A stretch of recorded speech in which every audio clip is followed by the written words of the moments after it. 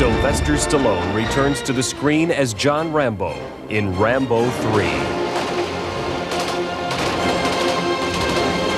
Shot across 3 continents with a crew of 300 and a cast of thousands, Rambo 3 stands as one of the largest-scale productions of the year. What will set Rambo 3 apart from the other 2 Rambos is it's much bigger, and we're trying to make this as realistic as possible. So to do this has been a difficult affair.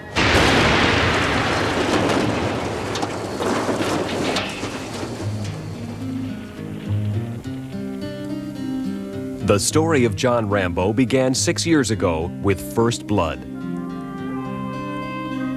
Stallone starred as the Vietnam veteran who turned to his mentor, Colonel Trautman, when he had trouble with a world that wouldn't accept him. They drew first blood, not me.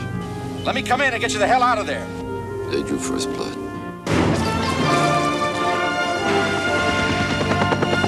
The relationship between Rambo and Trautman, played by Richard Crenna, was strengthened in Rambo First Blood Part 2 as they joined forces in the blockbuster action film. Do we get the win this time? This time it's up to you. Now, in Rambo 3, John Rambo and Sam Trautman are faced with their greatest challenge, assisting Afghan freedom fighters in their conflict with Soviet forces. We want to investigate the problem. They've asked me to go in, and I want you to go with me, John. My war's over. Rambo, What happened? something went wrong. Trautman and the rest of his party have been captured. What about me? Can you get me in? Colonel Trautman is taken hostage in Afghanistan, and it's interesting because no other reason on earth could get Rambo to move, to go after the one person who listened to him more than anyone else. Why must we do this? Because you do it for me. To recreate the war-torn battlefields of Afghanistan, director Peter McDonald and his crew traveled to Israel for 3 months of intense location shooting at the Dead Sea. We decided to shoot Rambo in the Mideast simply because it added a sense of realism, of weight to the film. I think shooting Rambo in Las Vegas would lack a certain weightiness. You go, oh yeah, it's shot live across the street from a casino. It doesn't quite ring true. This is a story really about Afghanistan, so I wanted to get as close to the natural environment as I could. The desire for realism led to an attention to detail in many areas. Technical advisors were consulted to ensure that the film's portrayal of Afghanistan was authentic. My help has been in many different areas. In fact, technically, I advise them for different scene of the movie, making sure that it looked very real and the way it is in Afghanistan. Production designers traveled to the Afghan border to purchase authentic costumes and props for the film. For me, looking on these things and looking at the people, you feel like you're in one of the market in Afghanistan.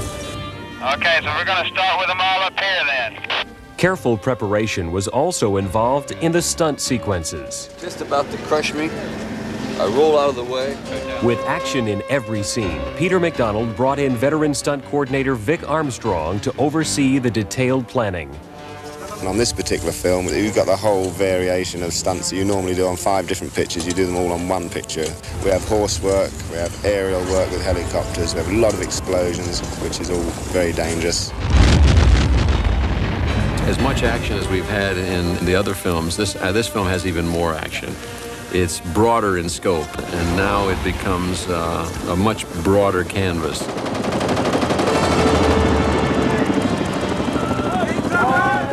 This is almost Rambo of Arabia, you know.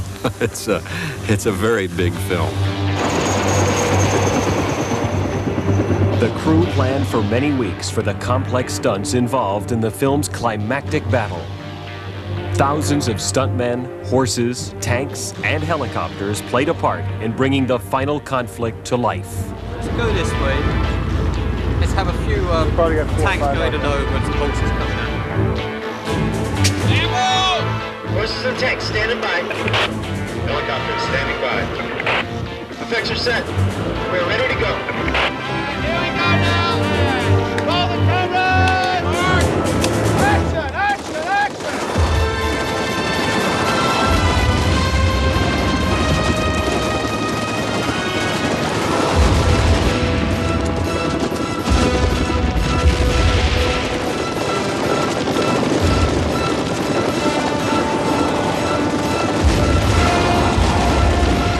I'd like the people to walk out of this film being entertained, and if you can make a statement and also entertain, that's the most important thing for me.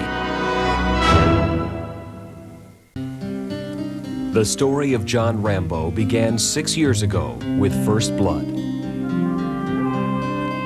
Sylvester Stallone starred as the Vietnam veteran who turned to his mentor, Colonel Trautman, when he had trouble with a world that wouldn't accept him. They drew first blood, not me. Let me come in and get you the hell out of there. They drew first blood.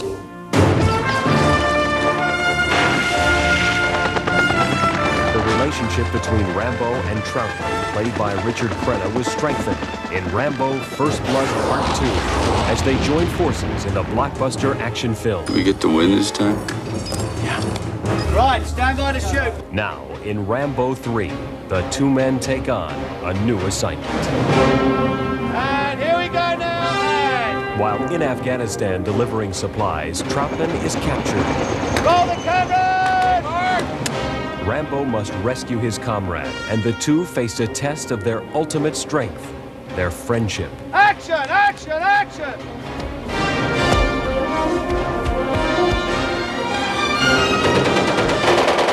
Colonel Trautman is taken hostage in Afghanistan, and it's interesting because no other reason on earth could get Rambo to move, to go after the one person who listened to him more than anyone else. Why must you do this? Because you do it for me.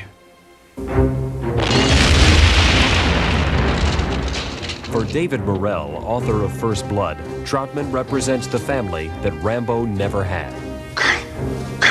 The key to their relationship, I think, is that Colonel Trautman is, in a sense, a kind of surrogate father figure for Rambo. If Trautman were out of these pictures, that there would be something so critically missing that Rambo by himself is somehow incomplete.